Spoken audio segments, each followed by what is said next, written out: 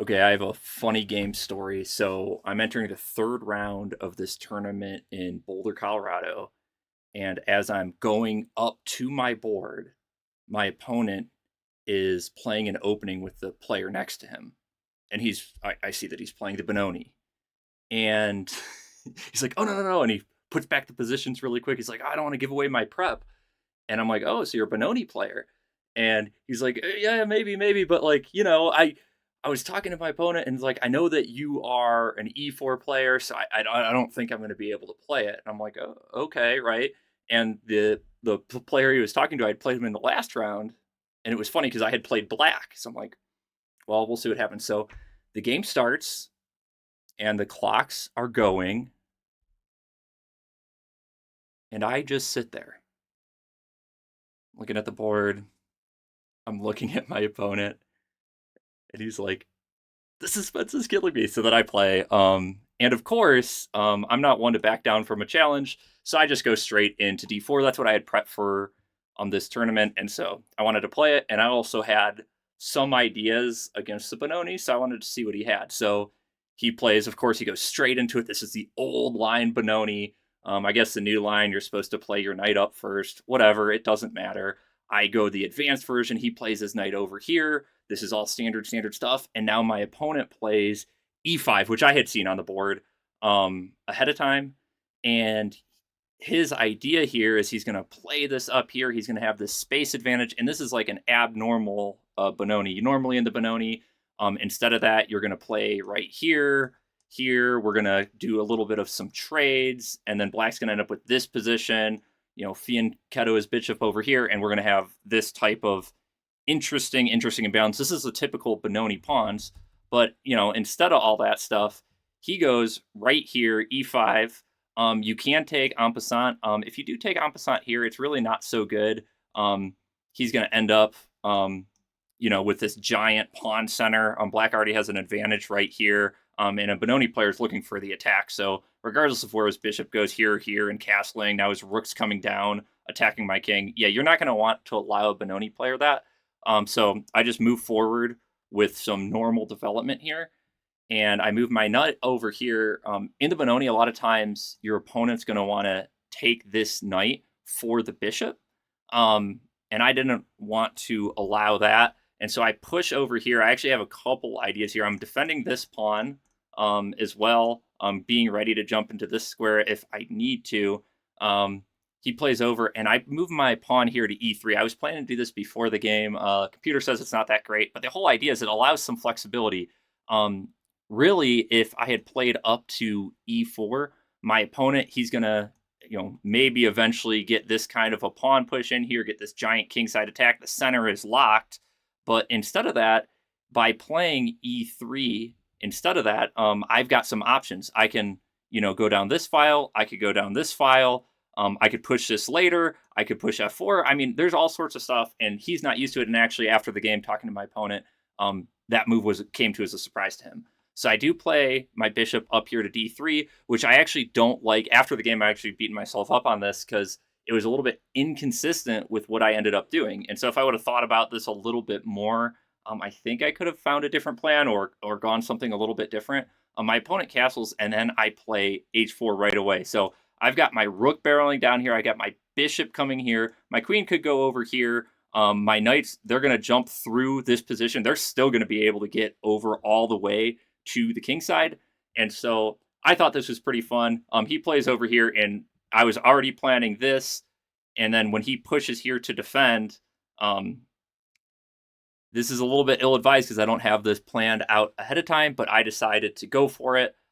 His knight is blocking his bishop. His bishop is not over here, and so I go g4. Computer hates it. I think it's kind of fun. I'm playing classical chess. Maybe I've been playing a little bit too much online, but I decided to go for it. And when you're playing the Benoni, either as white or as black, you're playing for a win. Nobody is playing to draw this game. Nobody is going to draw this game. And so I've got my rook coming down here. I've got my queen coming down here, and I'm ready to just, oh my gosh, like I'm licking my chops right now. I have, opened up my king a little bit for sure, but I've opened up his king. The one problem you will see is my bishop can't get out. My knight's blocking it. My rook can't get out. My bishop's blocking it. And so I am going to have some issues here in a little bit. At least it looks like it. He moves his knight over naturally. And then I play this move, queen e2. Playing on g2 actually a little bit better. I'm pinning this pawn, so maybe that gives me a few more options. But either way, that's what happens. I move my knight in. I got to get more pieces. I'm the one attacking here. I have to get over to the attack. And the interesting thing here is he's able to actually take my h4 pawn if he wants, but it looked way, way too dangerous at the time. One, if he takes the pawn here, I could get my other knight involved, which, I kind of like that. It also opens up the H file for my own pieces. And the other thing the computer likes is actually just grabbing this pawn right here. If he captures here, he's giving up his bishop. Maybe he wants to, sacrifice this bishop. Now it's bishop for knight. And again, I'm wide open. So really, capturing that pawn does seem a little bit too far-fetched. He decides here to attack. And like I said, nobody is drawing this game. It is win or nothing.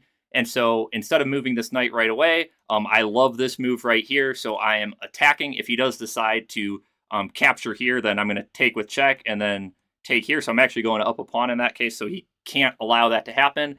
And now I get to get my knight over to g5 without losing a pawn that way.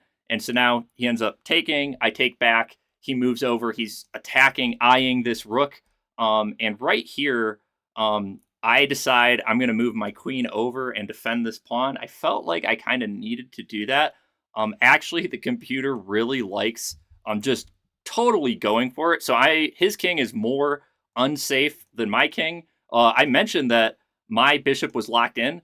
Moving this pawn to b4, this would allowed my bishop to get into the game, allowed my rook to get into the game. My total position would come to life.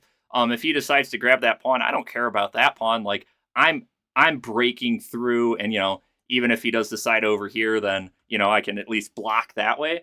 So that was really, really an opportunity there that I totally missed. It really could have turned around what was going on here. So I go over, and we're getting congested. I'm blocking. I defended this pawn. I'm attacking this pawn over here. So he defends, and I push forward on f4.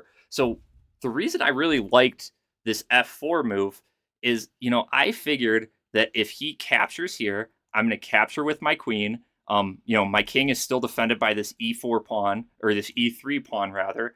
And if he doesn't do that, I'm going to be able to break open this position. And if he recaptures here, I've got this protected pass pawn. Otherwise, I could trade queens and get this protected pass pawn. So I felt really, really good about this. He has this really cool move I totally didn't see. He moves his knight back to h4. He's attacking my queen, so I feel the need to move it. It's just what I end up doing.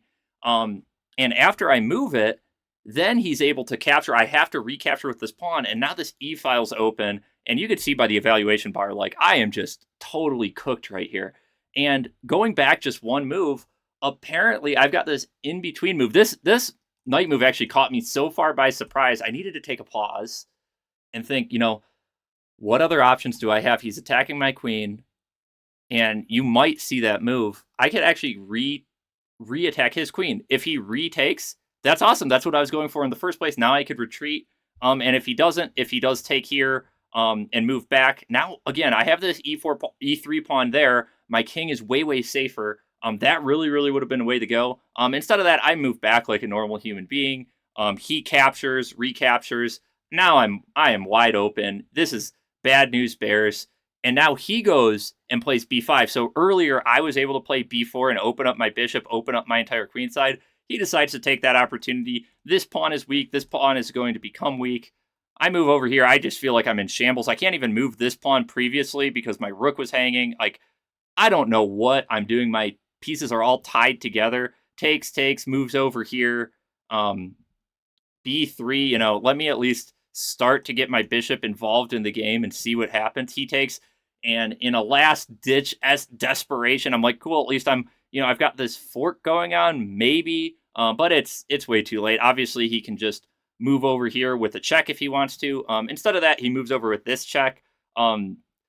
Apparently, computer likes this move the best, which, oh man, this looks ugly. He's able to just get over here, and I'm able to, somehow, miraculously defend. It is so desperate. I'm like, let me get some pieces off the board, I guess. I know he's up by a pawn, but can I defend this? Like, I guess probably not. Look how bad these pawns are.